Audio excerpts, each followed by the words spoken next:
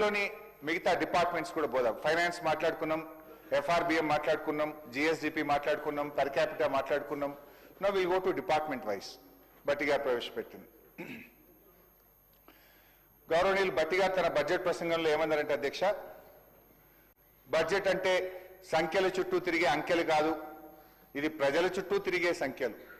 Budget ప్రజల జీవన స్థితిగతుల మార్పుకు దోహదపడే లెక్కలు అని భట్టి గారు తన ప్రసంగంలో చెప్పారు. సరే, ప్రజల జీవన స్థితిగతి మార్పుకు దోహదం చేసే ఈ లెక్కలు ఈ బడ్జెట్లో ఎక్కడున్నాయో చెప్పగలుగుతారా? ఏం sir? Sir, it's minimum principal opposition will speak for 2 hours, sir. There are lot of interruptions. Kindly cooperate. ఇంకోటి సార్, ఈ రాష్ట్రానికి ఇంతకంటే ముఖ్యమైనది ఈ అసెంబ్లీకి ఏముంటుంది స్పీకర్ సార్? మాట్లాడినారు సార్, ఏదో కుట్ర జరుగుతుంది సార్ నా మీద. లేదు హరీశ్రావు గారు, 1:15 నిమిషాలు మాట్లాడిన మీరు కంక్లూడ్ చేయండి. సరిగా మాట్లాడేదంటే కూర్చోమంటే కూర్చుంటా, మరి ఇవ్వమంటే పోతాం సార్. మీరు ఇవ్వవలసిన టైం కంటే మంచిగానే ఇచ్చినాం, మాట్లాడండి. నేను హరీష్ రావు గారిని కోరుతా ఉన్నాను అధ్యక్ష. సార్, గంట మీద 15 నిమిషాలు ఇప్పటికే అయిపోయింది సార్. 1 hour 15 minutes అయిపోయింది సార్. ఇప్పటికే చాలా సమయం అయిపోయింది సార్. సార్, చెప్పాలనుకుంటే 1 hour లోపల పూర్తి స్థాయిలో చెప్పవచ్చు సార్. ఇంకా 2 గంటలు కావాలంటున్నారు. మాకు అభ్యంతరం ఏమైంది సార్? రేపు మాట్లాడమనండి, ఎల్లుండి మాట్లాడమనండి, డిమాండ్స్ మీద మాట్లాడచ్చు, అప్రాప్రియేషన్ మీద మాట్లాడచ్చు, చాలా సందర్భాల్లో మాట్లాడచ్చు సార్. ఇప్పుడే అన్ని మాట్లాడాలనుకుంటే ఎట్లా సార్? వారికి కూడా సమయం ఇవ్వండి సార్. ఇవ్వద్దంటలేము మేము, తప్పకుండా వారికి సమయం ఇవ్వాలా. కానీ ఈరోజు బడ్జెట్కు సంబంధించిన జనరల్ డిస్కషన్ జరుగుతూ ఉన్నప్పుడు బ్రాడ్గా చెప్పి మళ్ళా డిమాండ్స్ వస్తున్నప్పుడు స్పెసిఫిక్గా చెప్పే అంశం తీసుకోవాలి సార్. వారికి తెలియదు కాదు, చాలా సీనియర్ శాసనసభ్యులు. డిపార్ట్మెంట్ వారికి చెప్పాలంటే 2 గంటలు కూడా చెప్పొచ్చు, వారు 3 గంటలు కూడా చెప్పొచ్చు. ఈరోజు మీరు దాన్ని దృష్టిలో పెట్టుకొని నేను దయచేసి గౌరవ సభ్యులను కూడా కోరుతా ఉన్నాను అధ్యక్ష, ఇవన్నిటిని కూడా దృష్టిలో పెట్టుకొని గౌరవ సభ్యులు ఇతర సభ్యులు కూడా మాట్లాడేది ఉంది. రేపటి వరకు మనం పూర్తి స్థాయిలో కంప్లీట్ చేసుకునేది ఉంది కనుక దీన్ని దృష్టిలో పెట్టుకొని కంప్లీట్ చేయాలని కోరుతా ఉన్నాను అధ్యక్ష.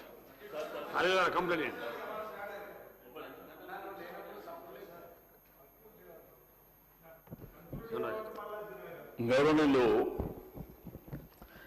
లెజిస్లేటివ్ అఫైర్ మినిస్టర్ గారు అంటే ఇంత బడ్జెట్ అనేది ఇంపార్టెంట్ సబ్జెక్టు మీద మా నాయకుడు మాట్లాడుతుంటే గంట అయిపోయింది అంటూ.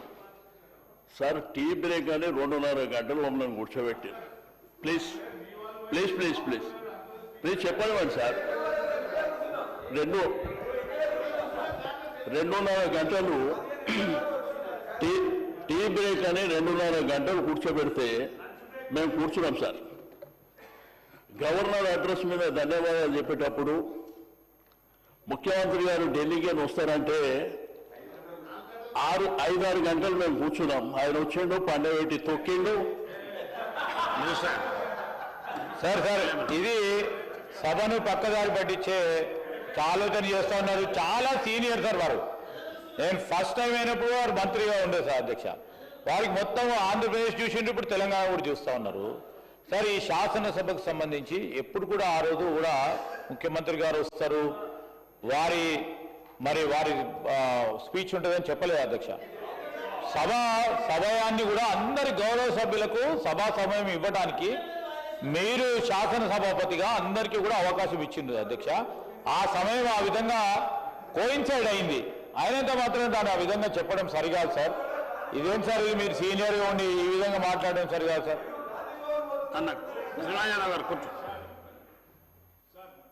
కూర్చోండి, మీ సభ్యులే మాట్లాడుతున్నారు కదా. సార్, ఇప్పుడు మాకేం అభ్యంతరం లేదు సార్.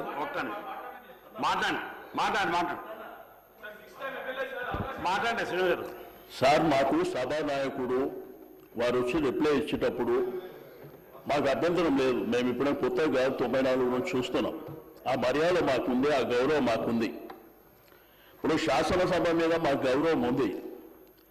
టీ బ్రేక్ అని చెప్పి పోయిన తర్వాత 2.5 గంటలు మేము కూర్చున్నమాట వాస్తవంగా. మళ్ళా మాకు ఈ సభ మీద బడ్జెట్ మీద ఇంట్రెస్ట్ ఉంది, తప్పకుండా ప్రజలకు తెలవాలనేటువంటి ఉద్దేశం.